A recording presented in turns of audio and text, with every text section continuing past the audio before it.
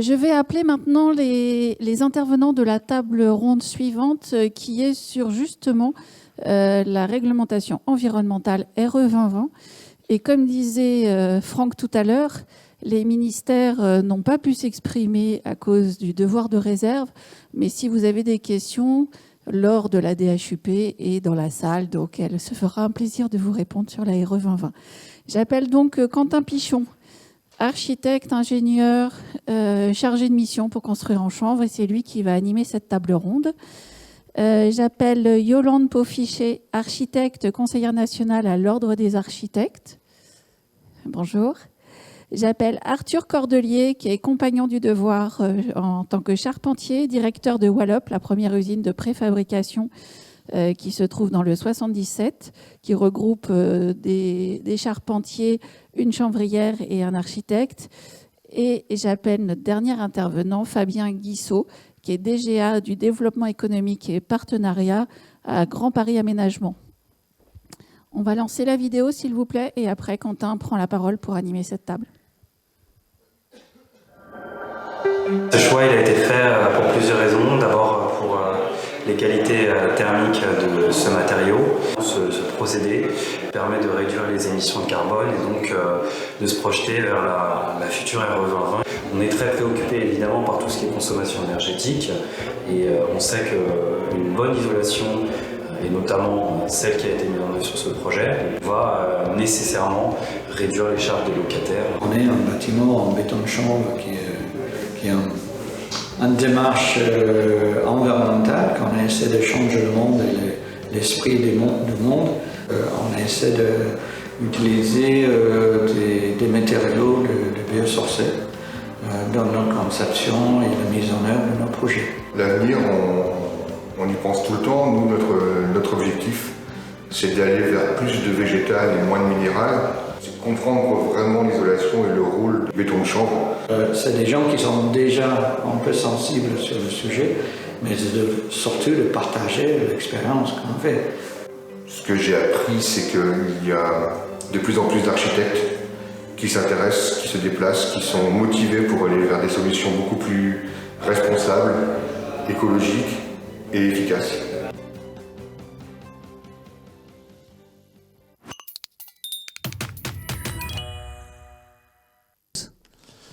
Donc je vais animer et démarrer cette table ronde dont la thématique est le chanvre dans la construction. Donc on va parler forcément de béton de chanvre, de mortier de chanvre et d'isolation en général à base de chanvre.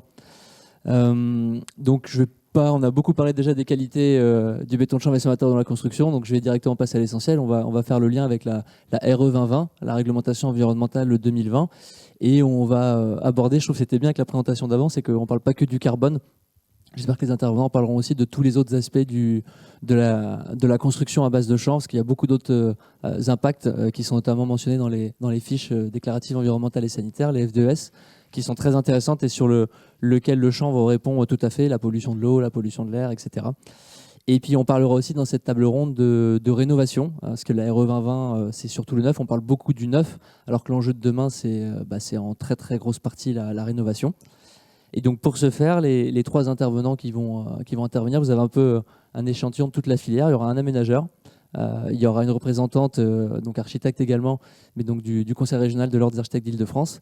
Et puis vous aurez à la fin, en bout de chaîne, la personne qui construit, donc une entreprise qui construit et qui met en œuvre des panneaux préfabriqués en béton de chanvre. Et avant de leur laisser la parole, je voulais juste remercier donc, une autre intervenante qui n'a pas pu être là, on l'a déjà dit tout à l'heure, donc de la DHUP. Donc il y a un gros soutien de l'État et notamment de la DHUP au travers, en particulier donc, au travers de Construire en chanvre et sur le développement des règles professionnelles. Donc les règles professionnelles, on en reparlera sans doute aujourd'hui, puis demain aussi, dans l'autre journée. C'est le DTU, c'est le cadre normatif de la construction chanvre. Et puis je tenais aussi à soutenir le lien, à rappeler le lien et le soutien qu'il y a avec la filière bois, parce que le chanvre, et en particulier le béton de chanvre, il fonctionne avec le bois. Il a besoin d'une ossature bois pour le tenir. Et ils sont très complémentaires, puisqu'il vient en plus protéger le bois, par exemple, contre l'incendie. Donc voilà, donc il y a un fort lien entre ces deux filières également. Et donc tout de suite, je laisse la parole à Fabien Guissot. Merci. Bonjour à toutes et à tous. Donc, je suis Fabien Guissot, je travaille chez Grand Paris Aménagement, donc, aménageur en Île-de-France. Alors, aménageur, ça veut dire quoi? C'est tout simplement le fait de fabriquer de la ville. En réalité, Grand Paris Aménagement, nous sommes un établissement public rattaché à l'État et aux collectivités, et premier aménageur d'Île-de-France. On restructure des territoires, on construit des nouveaux quartiers, on construit évidemment de moins en moins et quasiment plus du tout en extension sur des terres agricoles. Vous savez qu'on ne va pas parler de la loi climat et résilience et zéro artificialisation nette, mais c'est quelque chose qui va changer, qui va bouleverser considérablement les choses dans les années qui viennent, puisqu'on va cesser d'artificialiser, en tout cas beaucoup moins, tendanciellement. On est déjà, nous, dans cette logique-là. Et pourquoi on s'intéresse à la question du chanvre aujourd'hui? Parce qu'on s'intéresse à une modification, en tout cas, notre objectif, c'est de modifier structurellement, très rapidement, la manière selon laquelle on va construire dans les années qui viennent. Alors vous avez sur l'écran un peu le résumé de nos objectifs du moment. Nous, on a notre Grand Paris Aménagement, on a, vous le verrez sur la slide suivante, mais je le dis en introduction, à horizon 2030, on va lancer la construction de 2,5 millions de mètres carrés de surface de plancher, de SDP. Et donc, on est un acteur de la construction, pas de la réhabilitation, encore que sur certaines de nos opérations, on travaille sur des quartiers existants avec des sujets de réhabilitation, mais on a une capacité de prescription sur les chantiers qui seront lancés sur nos opérations en Île-de-France dans les années qui viennent. À horizon 2030, c'est 2,5 millions de mètres carrés de SDP. Et sans citer les autres opérateurs avec lesquels on travaille, il y a d'autres aménageurs, d'autres opérateurs qui vont construire à nos côtés en Île-de-France dans les années qui viennent, avec lesquels nous avons des discussions aujourd'hui, qui vont ajouter des mètres carrés aux nôtres et qui se posent les mêmes questions aujourd'hui. Et les questions qu'on se pose fondamentalement, elles anticipent en quelque sorte la RE 2020, mais on les a synthétisées selon 4 objectifs. Et les objectifs que vous voyez sur l'écran. Ces 4 objectifs, c'est quoi? C'est la question qui était posée tout à l'heure des crises actuelles des ressources, du climat et de la nature. Climat, nature, on en parlait tout à l'heure avec l'intervenant précédent. Mais également, la question des ressources est une question importante. On utilise aujourd'hui dans le domaine de la construction énormément de matières premières vierges, notamment du sable, et on fait face à un effondrement de ces ressources, de ces matières premières. Vous voyez aujourd'hui qu'on a des vraies questions sur le coût des matières premières, et ce n'est pas lié qu'à la crise en Ukraine, c'était déjà le cas auparavant, ça s'accélère, mais c'est quelque chose qui est tendanciellement présent et auquel on va faire face. Donc, le premier objectif, c'est de réussir à faire face, nous, dans notre rôle d'aménageur, dans notre rôle de transformateur de la ville, c'est de faire face à cette crise des ressources, du climat et de la nature. Le deuxième objectif que l'on poursuit, c'est la question de la qualité de vie. Comment on fait pour améliorer la qualité de vie des habitants? Et qualité de vie, c'est selon 2 angles. C'est la qualité de vie dans les logements ou dans les bâtiments, de manière générale, que l'on va construire. Et qualité de vie également sur les chantiers. Qualité de vie quand on est dans des processus de transformation de la ville, et notamment pour la filière de construction. Le troisième objectif, c'est la maîtrise des coûts. C'est un objectif absolument essentiel, puisque on a déjà des coûts qui ont augmenté considérablement dans la fabrication des produits immobiliers et du logement, notamment ces dernières années. Il faut absolument qu'on parvienne à maîtriser les coûts et qu'on parvienne à travailler sur des matériaux qui sont des matériaux pour lesquels le coût va être maîtrisé et lisible dans le futur.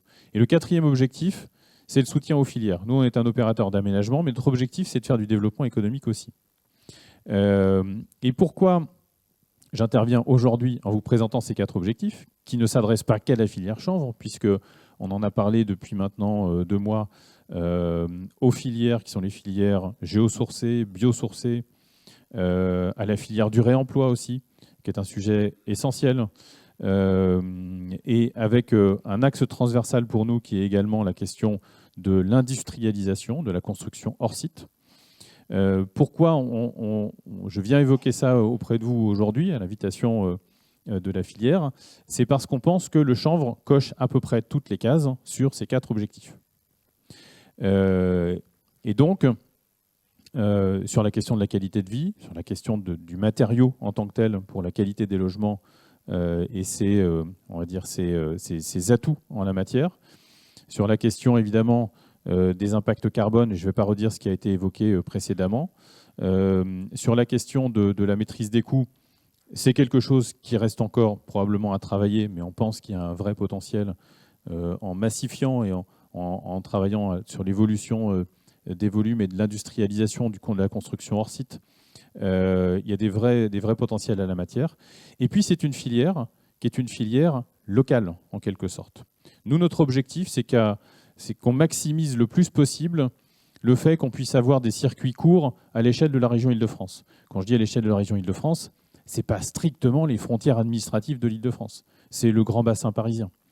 Plus on va réussir à diminuer les circuits, plus on va réussir à économiser du carbone, mais on va aussi favoriser l'émergence de filières.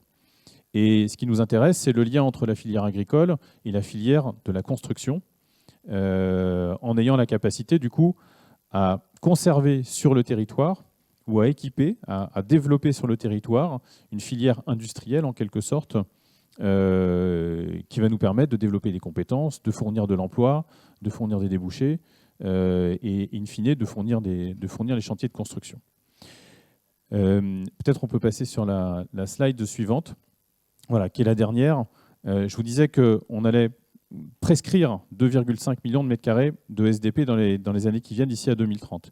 Nous, on ne construit pas, simplement on vend des charges foncières, on cède des terrains sur lesquels que l'on va céder à des promoteurs, à des opérateurs, à des investisseurs qui vont construire. Mais on cède avec des cahiers des charges. Et ce que l'on va faire assez rapidement maintenant, puisque l'objectif c'est de redéfinir toutes nos prescriptions d'ici à la fin d'année 2022, c'est qu'on va réécrire complètement les obligations que l'on donne aux promoteurs pour construire. Et dans ces obligations, l'augmentation des matériaux géosourcés, biosourcés, le rôle dédié à l'industrialisation, à la construction hors site va être considérablement augmenté. On veut massifier très vite l'utilisation de ce type de matériaux. Donc le message qu'on passe aujourd'hui auprès de vous, c'est que nous travaillons aujourd'hui avec la filière sur l'identification de ses capacités de production dans les années qui viennent pour pouvoir nous mesurer le degré de prescription qu'on va mettre sur les logements que l'on va lancer en chantier, qu'on va lancer en construction. Et quand je dis logement, c'est sur ces mètres carrés, c'est 2 tiers de logements et 1 tiers d'autres typologies de surface, équipements publics, locaux d'activité économique, etc., etc. Donc il y a à la fois un élément qui est un élément important qui est, nous on pense vraiment que le chanvre a des atouts considérables pour adresser les objectifs que je citais tout à l'heure. Et le deuxième élément, c'est qu'on va, dans les mois qui viennent, vous dire clairement, on a besoin d'augmenter considérablement, en tout cas, on va augmenter les prescriptions. Est-ce qu'il y a en face les capacités de production, et les capacités de production agricole et les capacités de transformation industrielle? On parlait à l'instant de mix en construction industrialisée, ossature bois, béton de chanvre. Nous, on pense que c'est une solution technique qui adresse beaucoup des sujets qu'on a mis sur la table. Et on a beaucoup suivi Wallup, puisqu'on a développé une première opération qui n'est pas très loin, qui est à Trilport. Mais on souhaite développer des opérations avec ce type de solution. Et donc, ça veut dire qu'il va falloir collectivement qu'on s'organise. L'objectif, c'est qu'on vous montre qu'il y a des débouchés avec d'autres partenaires publics, qu'on fasse bouger ce qui était indiqué comme étant le cadre sociotechnique tout à l'heure, en modifiant les prescriptions, en anticipant la RE 2020. Et donc, on aura l'occasion de revenir vers vous sur le sujet, mais on va considérablement augmenter les prescriptions et s'adresser à vous en disant quelle part vous pouvez prendre finalement dans ces augmentations de volume dans les années qui viennent.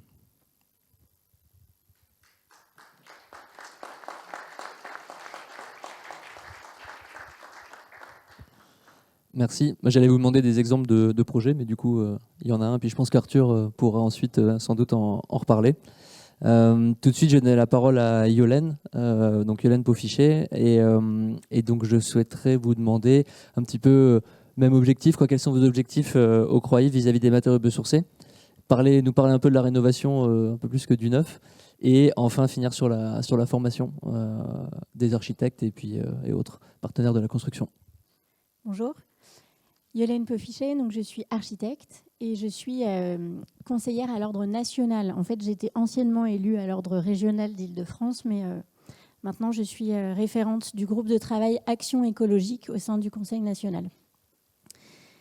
Alors c'est vrai que parler de construction, de l'enjeu de la RE 2020, c'est un sujet majeur qui est intervenu. Enfin voilà, la RE 2020 est arrivée au 1er janvier 2022 et c'est une bonne chose, même s'il faut aller encore plus loin. En revanche, un cadre majeur de la culture du bâtiment, c'est également la rénovation.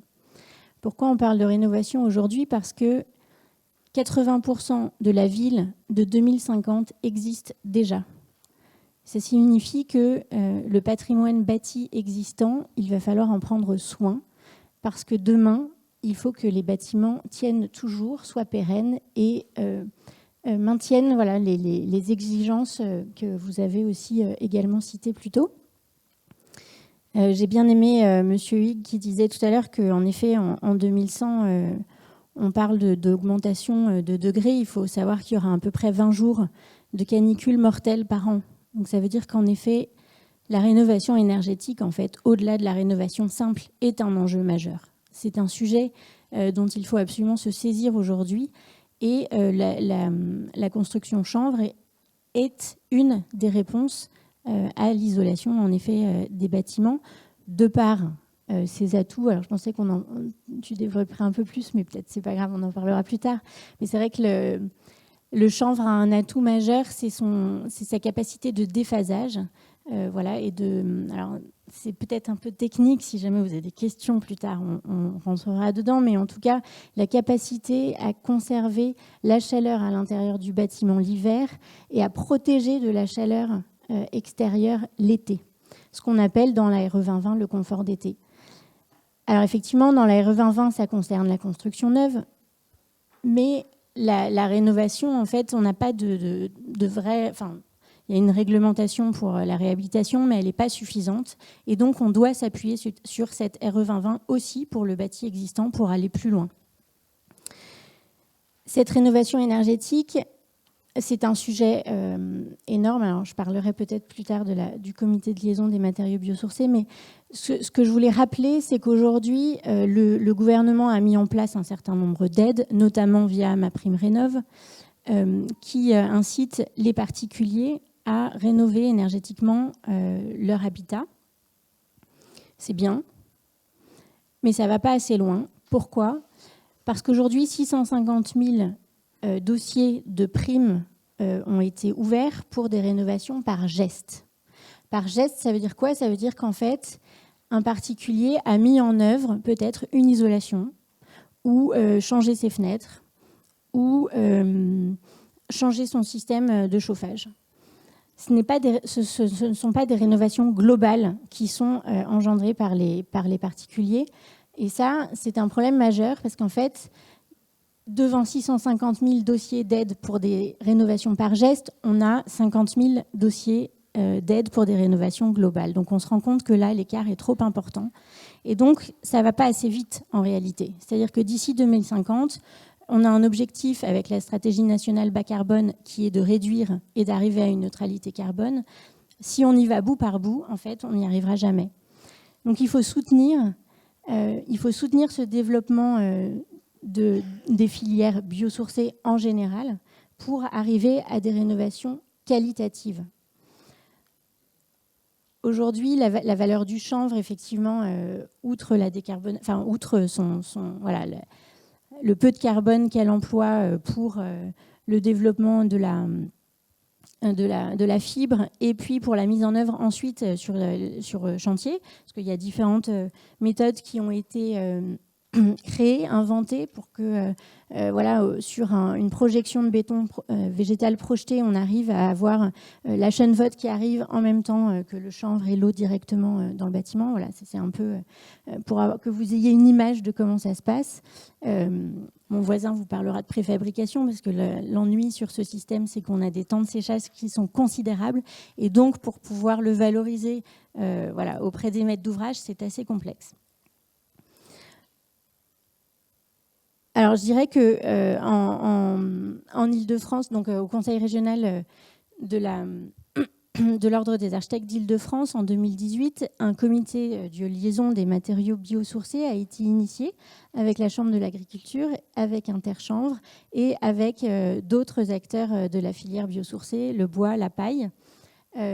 L'objectif majeur, c'est toujours, puisque c'est encore d'actualité, c'est de sensibiliser les maîtres d'ouvrage publics et privés et les acteurs de la construction en général à l'usage de ces matériaux biosourcés. On a énormément de mal sur le terrain à prescrire et à faire valoir ces matériaux biosourcés pour encore des questions de coût.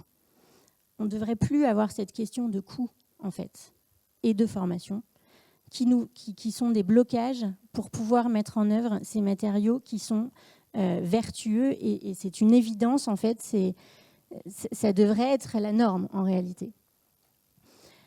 Donc le comité de liaison des matériaux biosourcés en Île-de-France a initié de nombreuses sensibilisations de par notamment des webinaires qui ont été organisés et une exposition qui a eu lieu notamment en 2018. Et ils se sont regroupés pour exposer 8 propositions pour soutenir justement le développement de ces matériaux biosourcés. Alors d'une part à l'échelle locale avec le soutien et l'installation des unités de production. Également l'ajout de critères d'éco-conditionnalité dans les aides publiques parce que dans les critères on pourrait appliquer la question des circuits de proximité, des matériaux renouvelables, de la captation de carbone. Tout ça, ce sont des enjeux qui font partie aussi de la RE 2020 et de sobriété énergétique. Et enfin, l'identification. Alors ça a été initié, ça existe déjà, mais il faudrait que ça existe à l'échelle également nationale, de localisation des ressources, une cartographie qui permette de savoir où sont les ressources locales, où sont les acteurs locaux, que ce soit les maîtres d'œuvre, les bureaux d'études, mais également les artisans et les entreprises qui mettent en œuvre le matériau, parce qu'en fait, nous, en tout cas architectes, on ne construit pas tout seul. On a besoin du savoir-faire des artisans pour pouvoir mettre en œuvre le matériau. À l'échelle nationale, il y a dans les 8 propositions, on a la création d'un seuil minimal de stockage carbone qui serait un point majeur et qui rejoint l'objectif de la réglementation environnementale 2020. Et puis travailler sur le renforcement des critères de label bâtiment biosourcé, la création d'un dispositif de fiscalité verte qui accompagnerait et qui soutiendrait les entreprises vertueuses, et puis un bâti-score pour valoriser l'effet sur la santé de ces matériaux. Alors, en effet, l'enjeu de la formation est un enjeu majeur. Sensibiliser les maîtres d'ouvrage, sensibiliser les acteurs de la construction, c'est essentiel, mais il faut aussi avant tout former et sensibiliser dès le plus jeune âge. Dans un plaidoyer qui est à l'initiative des élus de l'Ordre des architectes nationaux et des élus des régions, nous avons élaboré un plaidoyer à l'occasion des élections. Et dans ce plaidoyer, nous avons plusieurs propositions et notamment promouvoir dans les établissements secondaires les différents métiers de la filière du bâtiment, peut-être en initiant des visites de chantier, parce que c'est en étant sur le terrain aussi qu'on arrive à mieux sensibiliser et à mieux impacter le public. Donc sensibiliser les plus jeunes et également renforcer les budgets dans les écoles nationales d'architecture pour que des formations, pour inclure des programmes de modules sur les éco-conceptions et sur la mise en œuvre des matériaux biosourcés, parce que c'est quelque chose qui n'est pas enseigné dans les écoles d'architecture. Les architectes aujourd'hui se forment sur le tard et c'est bien dommage. Donc accompagner une forte montée en compétences et une sensibilisation pour inclure ces modules d'utilisation des matériaux biosourcés, que ce soit pour les architectes, pour les bureaux d'études, mais aussi pour les entreprises, parce qu'en fait, il faut absolument qu'on ait des acteurs formés sur le terrain. Moi, j'ai l'occasion d'exercer et je suis toujours en attente d'un devis depuis 6 mois et cela me désespère parce qu'en fait, avec un maître d'ouvrage convaincu, je n'ai pas d'entreprise en face susceptible de pouvoir mettre en œuvre une isolation en béton projeté par l'extérieur. Et je trouve ça bien dommage. Je m'accroche quand même.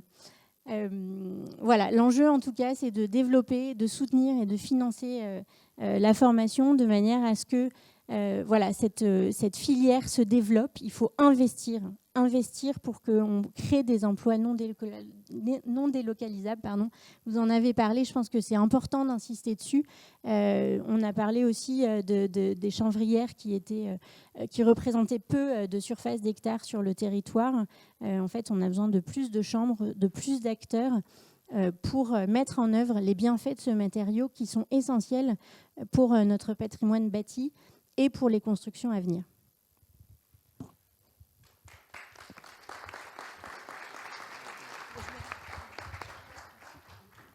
Merci Yolène. Je rebondis sur le dernier point. Au tout début, en introduction, je crois que c'est Monsieur Gontard qui disait qu'il n'y avait pas de défaut à la plante, et il y en a un quand même, en tout cas dans la construction, c'est le nombre d'entreprises, comme tu l'as évoqué.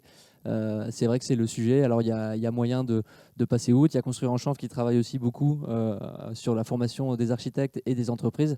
Mais c'est vrai qu'aujourd'hui, quand je dis passer outre, c'est qu'il y a des moyens de gérer les appels d'offres de telle manière qu'on peut arriver à avoir du monde qui répond.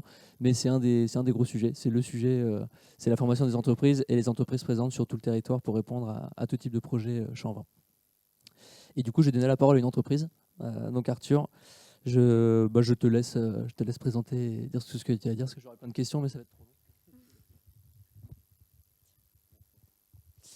Donc bonjour à tous, je m'appelle Arthur Cordelier. Donc en effet, initialement, je suis plutôt de confession charpentier, et depuis 2 années, j'ai eu la chance de prendre la direction de Wallop Préfa. Donc Wallop Préfa, en très très synthétique, c'est une entreprise qui a donc rapproché la valeur d'un matériau, le matériau chanvre, avec la technicité et la capacité de production d'une industrie bois. Cette intelligence, elle est due d'une part à la qualité, on va dire, aux ressources qui sont disponibles sur notre territoire, mais aussi à un réflexe, à une analyse du besoin du marché. Je parle notamment de l'apport de Philippe Lamarck, le fondateur, qui, au travers de son expérience d'architecte en tant que maître d'œuvre, a su comprendre et voir et analyser quelle typologie de construction pouvait rentrer dans le cadre justement de la rénovation du bâti, et évidemment du changement de méthodologie, on va dire, sur la construction neuve. Alors notre force à nous, Wallop Préfa, et on va dire notre concept, ça va être de prendre les qualités qu'on a citées juste avant sur la projection, et donc les qualités du béton de chanvre, donc en très bref, de la chaîne Vogt qui va remplacer le granulat, enfin qui sera le granulat du béton, et un liant chaud qui vont former donc une masse qui va être remplie donc dans des structures bois, en l'occurrence chez Wallop. Donc l'idée, c'est de prendre la construction bois, son évolution, sa capacité de répondre au DTU, sa certification, et de le lier avec un savoir-faire millénaire qui est celui du béton de chanvre. Tout ceci, ça nous amène aussi dans un contexte industriel, étant donné qu'on est les premiers sur le territoire à s'être lancés dans cette aventure, et une responsabilité en tant qu'industriel. Cette responsabilité, évidemment, on en a beaucoup parlé, c'est de pouvoir répondre à la maîtrise d'œuvre et à la maîtrise d'ouvrage, qui est en train de changer son modèle économique, de changer sa manière de penser pour construire mieux demain. Cette responsabilité, elle est aussi par rapport à la valeur qu'on va apporter aux agriculteurs. On a parlé beaucoup de l'amont juste avant, et il faut savoir que sans la matière première, de toute manière, on ne va nulle part. Notre objectif, c'est de lier ce cadre dans un contexte régional et de pouvoir répondre à cette demande forte qui va donc être clairement poussée, il y a encore un petit peu de travail, mais par la RE 2020, et stabilisée du moins par la RE 2020. Avec un mur ou une solution de construction qui soit relativement basique. L'objectif, c'est d'utiliser une construction bois certifiée avec un remplissage béton de chanvre et finalement une composition de façade relativement simple. On va laisser réfléchir les matériaux au sein du bâti plutôt que les complexifier en ajoutant des dizaines de strates, fait souvent avec des matériaux qui sont, on va dire, à base de plastique, etc., pour protéger l'ouvrage. Vraiment repartir sur une simplicité de construction que le faisaient nos aïeux, Si je cible un petit peu la présence de l'ossature bois dans la construction, on remonte aux techniques dites de construction en racolombage, à bois court, qui étaient en remplissage avec des torchis, qui étaient en remplissage avec des bétons de chanvre. Ce qu'on a fait ici, l'objectif de Wallup, c'était vraiment de revenir à ces méthodologies de construction-là, tout en répondant à un cadre réglementaire 2022 avec la RE, et aussi en étant le premier industriel pour porter ces certifications. Ce qu'il faut savoir, et on l'a assez bien synthétisé je pense aujourd'hui, c'est que la certification, c'est nécessaire. Ça va amener de la sécurité à la construction, ça va amener un regard, on va dire, un petit peu différent auprès des opérateurs qui vont lancer ces marchés. Et ce n'est pas des artisans, malheureusement, qui peuvent porter ces certifications, parce que c'est beaucoup de temps et c'est beaucoup d'argent. Alors, dans le cadre normatif de Wallup, aujourd'hui, on s'inscrit dans le respect du DTU de la construction bois et le respect des règles professionnelles de la construction chanvre. Nous essayons d'être relativement acteurs de son évolution. Pourquoi ? Parce qu'on nous demande de plus en plus de construire plus grand, plus vite, plus haut. Et il faut impérativement qu'on se saisisse de ces marchés tant qu'ils existent avant que les opérateurs se tournent vers d'autres solutions constructives. Donc ça, c'est vraiment un devoir. On doit tous se responsabiliser face à ces sujets. Pourquoi la préfabrication ? Donc, on a tous compris que le plus gros problème du béton de chanvre était évidemment son temps de séchage. L'objectif ici, ça va être de sortir cette filière humide du chantier pour l'amener en hors-site et donc d'amener un panneau préfabriqué qui va comprendre certaines strates, notamment peut-être la finition intérieure et la finition extérieure, pour limiter les temps de chantier. Et ça, seule la construction bois aujourd'hui avait une capacité de répondre à ce type de marché. Notre devoir aussi, ça va être un accompagnement. On a beaucoup parlé de la formation et c'est très important. Aujourd'hui, on est énormément sollicité par des maîtres d'œuvre pour comprendre comment on peut utiliser ces produits au sein de la construction. La réglementation est complexe, la réglementation environnementale aussi est complexe. Le but, c'est de ramener de la simplicité par un circuit court, par des matériaux basiques transformés sur un seul et même site qui comprennent toutes les strates de la construction pour limiter les temps de chantier et maîtriser les coûts de sortie. C'est très important d'avoir cette réalité en tête. Alors, ce que je pourrais ajouter par rapport à la formation, on va dire de la maîtrise d'œuvre et de la maîtrise d'ouvrage, c'est qu'aujourd'hui, on se retrouve face à un contexte qui nécessite énormément d'heures d'accompagnement. Ces heures d'accompagnement, on les valorise et c'est notre devoir au sein de notre bureau d'études à accompagner, créer des cadres partenariales pour dupliquer le modèle. Si on ne duplique pas les modèles, si on n'apprend pas de l'expérience qu'on va acquérir à chaque chantier, on n'ira pas assez vite pour répondre à la demande, en l'occurrence des maîtres d'œuvre et des maîtres d'ouvrage. Donc c'est vraiment une responsabilité aussi que chaque entreprise qui va se lancer dans ce genre d'aventure puisse staffer ses équipes pour répondre à ces demandes qui sont énormes. Aujourd'hui, on n'a que des appels entrants et on a beaucoup de mal à pouvoir tous les traiter à la hauteur de l'investissement qui serait nécessaire et de l'accompagnement qui serait nécessaire pour les suivre. Donc notre réponse aujourd'hui à RE 2020, elle existe, elle doit grandir, même si on a une capacité de production aujourd'hui qui est environ de 70 000 m². Ça ne représente pas 1% des objectifs qu'a notamment GPA sur le territoire de l'Île-de-France. Donc on a la possibilité, on a la capacité, les maîtres d'œuvre et les maîtres d'ouvrage sont convaincus, il faut impérativement qu'on se staffe et qu'on soit prêt, parce que la filière amont va l'être, donc la deuxième transformation a ce devoir. Voilà.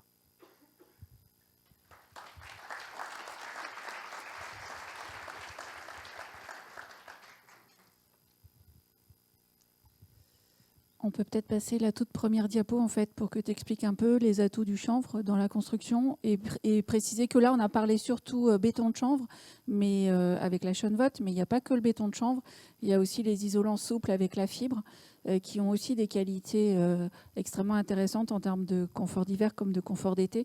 Donc je te laisse présenter cette diapo puis après on passera la parole à Franck sur la partie carbone des matières premières. Alors c'est écrit en tout petit. Donc je pense pas que vous arriviez à le lire, moi j'arrive pas, mais je vais vous faire un peu de mémoire. Du coup, je connais un peu le sujet. Oui, les atouts, on va pas rentrer dans le détail, mais il y a des atouts sur on va dire que c'est un matériau qui est un très bon compromis. Le chanvre, que ce soit en isolation souple, donc en panneau ou comme en granulat utilisé pour des bétons ou des mortiers, c'est un excellent compromis sur l'incendie vis-à-vis de la tenue au feu, sur la tenue au sismique, le comportement sismique. On a beaucoup de zones sismiques en France, on est quand même sujet à cet aléa. la relation du matériau à l'hygrométrie ambiante, ce qu'on appelle la régulation d'humidité.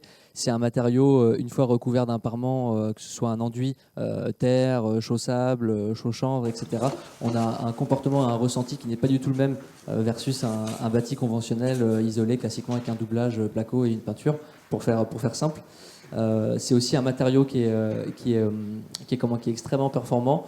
Moi je dis c'est un peu la cerise sur le gâteau, c'est le côté environnemental, c'est-à-dire que derrière vous avez toutes les cases qui sont cochées pour construire un bâtiment, et en plus sur l'aspect alors stockage carbone, mais pas que, tous les autres impacts environnementaux qui sont pris en compte dans la FDES, vous avez aussi une réponse sur ce sujet-là. Donc voilà ce que je peux. Sur l'économie, on a parlé un peu de budget, ça a été un sujet.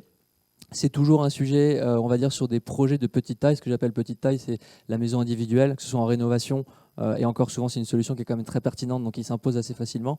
Mais en construction neuve, il y a encore des guéguerres économiques. Par contre, dès qu'on passe à une échelle plus importante, des bâtiments de bureaux, des bâtiments qui reçoivent du public, des petits équipements, nous, à l'agence, on répond à pas mal de concours publics et on arrive à glisser du béton de chanvre systématiquement. Il n'y a pas un projet où il n'y en a pas. Et ça rentre dans le budget parce que finalement, le lot isolation sur des bâtiments d'une certaine taille, c'est souvent le plus petit poste. Sur du bureau, par exemple, ce qui va coûter cher, c'est tout le câblage, l'informatique, les surfaces vitrées. Il y a souvent plus de surfaces vitrées que de surfaces de plein. Donc ça monte en chiffres et à la fin, vous avez le petit poste, entre guillemets, enveloppe qui représente 10%.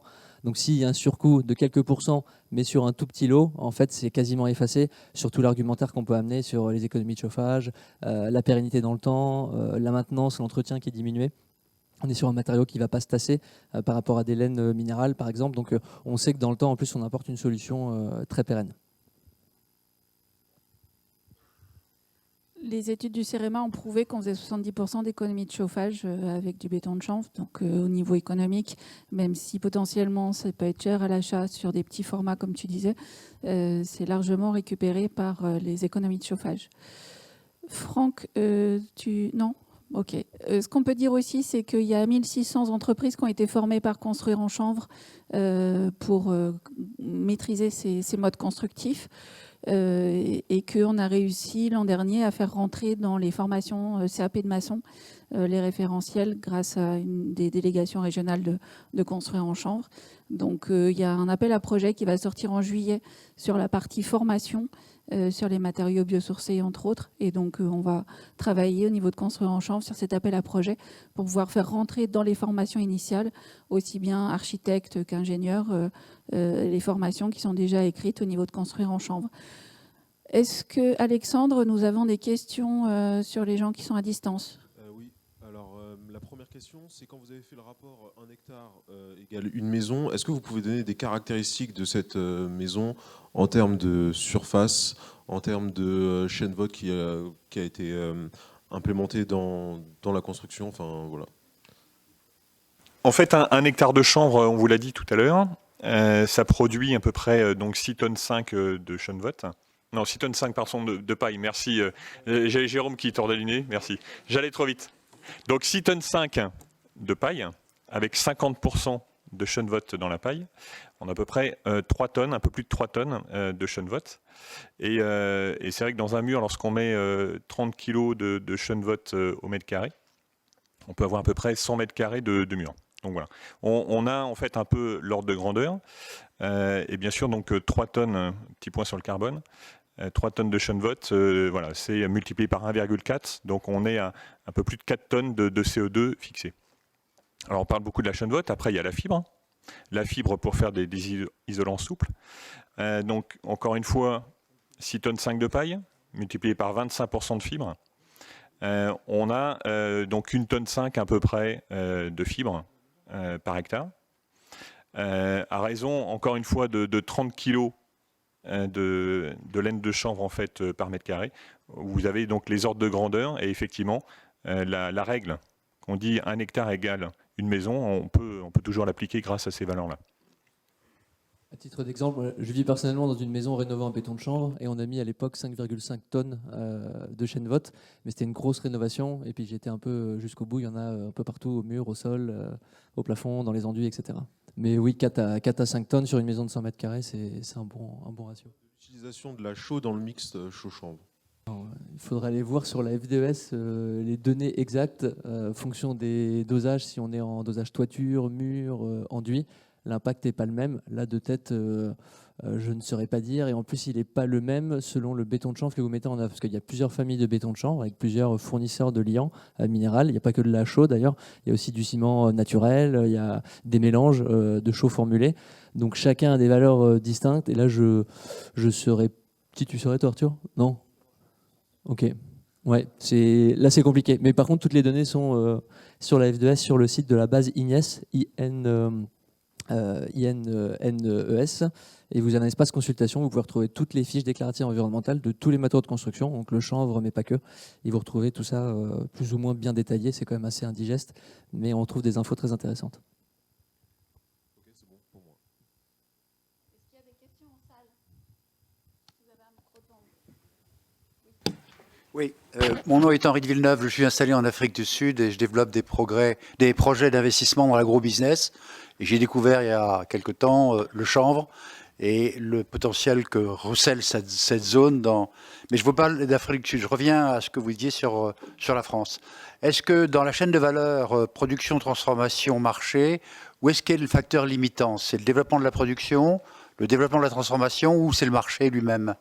En matière je parle de construction. C'est la réglementation. En dehors de la réglementation, j'allais dire. Sinon, est-ce qu'il n'y a pas de facteur limitant? Si, aujourd'hui, c'est clairement la réglementation, parce il y a un gap à franchir d'un point de vue. Alors, c'est même pas, c'est la réglementation, c'est surtout l'aspect normatif. Le document règle professionnelle, qui est le DTU entre guillemets, qui encadre la construction pour avoir l'assurabilité. Aujourd'hui, on a besoin de passer une étape supplémentaire pour pouvoir construire un peu plus gros et un peu plus haut. Et cette étape-là, elle prend du temps, beaucoup plus de temps que ce qu'on avait imaginé, et beaucoup plus d'énergie, notamment financière, au-delà des moyens humains. Et donc, il y a beaucoup de projets, en tout cas sur le territoire français, qui tombent à l'eau, des lycées, des écoles, des immeubles, et qui partent en filière conventionnelle, classique, parce que justement, faute du document normatif tamponné qui dit noir sur blanc, c'est bon, vous pouvez monter un R+8, un R+7 en béton de chanvre. Oui, je reprends votre chiffre, ou le chiffre qui a été dit tout à l'heure. 1 hectare pour une maison, 20 000 hectares sous chanvre actuellement. Supposons que tout le chanvre soit destiné à la construction, ça fait 20 000 maisons. Ça veut dire qu'aujourd'hui, est-ce que le marché, il y a la production nécessaire pour faire face éventuellement aux évolutions du marché de la construction en matière de production? Au 19e siècle, on avait près de 200 000 hectares. On a multiplié par 5 les surfaces en 30 ans, comme disait Franck ce matin. Donc on a un fort potentiel de développement et c'est pour ça que quand on discute avec Grand Paris Aménagement et qu'ils nous disent quelle est votre capacité de production, je leur dis quel est votre besoin et nous on structure la filière pour pouvoir répondre. C'est l'intérêt d'une filière intégrée. Et effectivement, on est plusieurs agriculteurs là à parler entre nous. Effectivement, il y a une question de rentabilité. Donc on a un contexte quand même qui s'accélère au niveau du complexe des céréales et des oléoprotéagineux. On a de la concurrence. Donc aller convaincre les agriculteurs de faire du chanvre, c'est un petit peu compliqué. Donc quand on sait que le chanvre, lui, représente dans un mur que 8% de la valeur du mur, du coût de revient du mur. Donc c'est vrai que valoriser le chanvre à sa vraie valeur a vraiment du sens pour encourager les agriculteurs. Et les agriculteurs, en fait, sauront répondre. Et effectivement, on est en capacité, en fait, on est ici au mois de juin, quasiment. On peut très bien décider, pour le printemps suivant, de semer 2 fois les surfaces en chanvre, 3 fois. En fait, on a une capacité à réagir si le marché donne les bons signaux en termes de rémunération. Allez-y. On parle de l'utilisation du chanvre pour Paris 2024. Est-ce que vous pouvez nous donner des précisions?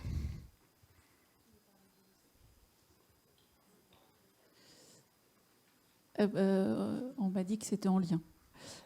Donc en fait, la société Eiffage avait prévu de faire du béton de chanvre. Et en fait, comme ils avaient une entreprise qui faisait du hêtre, ils ont fait un ATEX, donc un avis expérimental, pour pouvoir mettre non pas du pain comme on met d'habitude et dans les règles pro dans ce bâtiment, mais du hêtre. Du coup, le hêtre a la capacité de capter beaucoup l'humidité et l'ATEX n'a pas été viable. Donc ça ne sera pas avec Eiffage, mais on sait qu'il y a des choses qui sont en route, entre autres avec Vinci. Mais je ne peux pas vous dire beaucoup plus que ça. Oui, vas-y.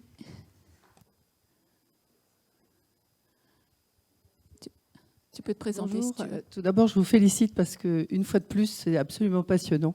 Donc, je suis Brigitte Tixier, je suis adjointe au maire à Melun, donc préfecture de Seine-et-Marne.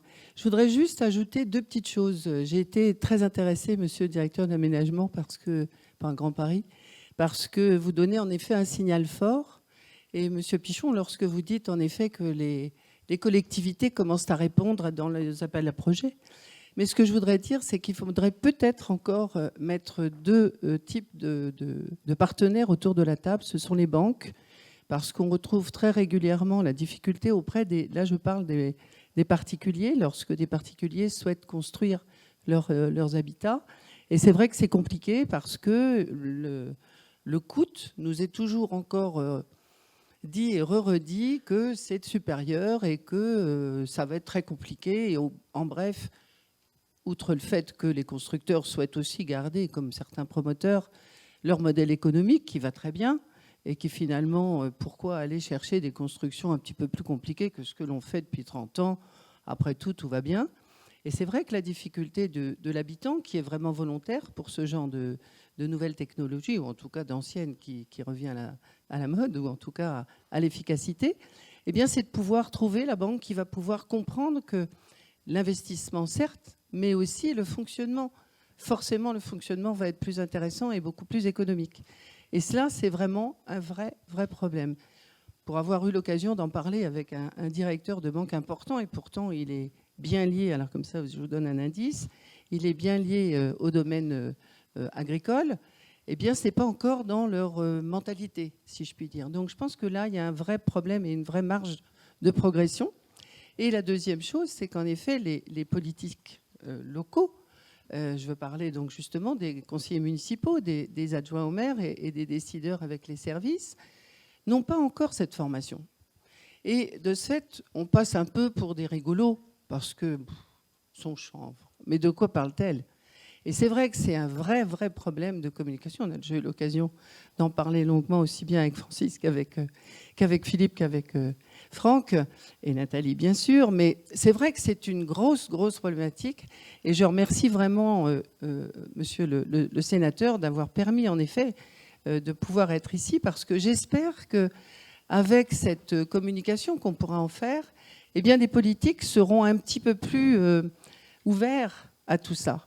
Et je veux terminer aussi par un petit mot quand même, parce que pour le vivre régulièrement, les promoteurs ne sont pas aussi très aidants pour certains, parce que là aussi, excusez-moi, mais les modèles économiques vont très bien comme ça. Et quand on voit, par exemple, certaines rénovations qui peuvent se faire, je parle là des bailleurs sociaux, pour pouvoir justement permettre aux habitants locataires d'avoir des restes à charge qui soient moins importants, je pense que là, il y en a encore un gros travail, j'allais dire, de conviction, tout simplement de conviction à faire. Voilà, c'était juste mon témoignage. Et je voulais quand même souligner que grâce aux connaissances que nous avons pu avoir depuis quelque temps, Melun sera exemplaire, parce que nous avons un des premiers groupes scolaires de l'Île-de-France qui sera en effet, enfin pas le premier en Seine-et-Marne, ça c'est vrai, mais qui sera donc construit donc, en bois et en isolation chanvre entre autres. Et c'est à nous aussi, collectivité, de montrer l'exemple, là aussi, et pour pouvoir entraîner un petit peu, mais je pense qu'il y a encore un gros travail. En tout cas, merci beaucoup. Merci beaucoup, Brigitte. À Construire en Chambre, on a fait un manifeste dans le cadre de la campagne présidentielle pour justement mettre en avant les problématiques formation, les problématiques communication. Dans le plan d'action de la bioéconomie, il était prévu de faire une campagne de communication pour tous les matériaux biosourcés. Il n'y a jamais eu les moyens qui ont été mis pour la faire. On a demandé que dans les nouveaux programmes, ça puisse être mis. Mais on ne sait pas si le nouveau ministre de l'Agriculture va mettre la bioéconomie au cœur de sa stratégie ou pas. Donc, il faut qu'on attende un peu son plan d'action.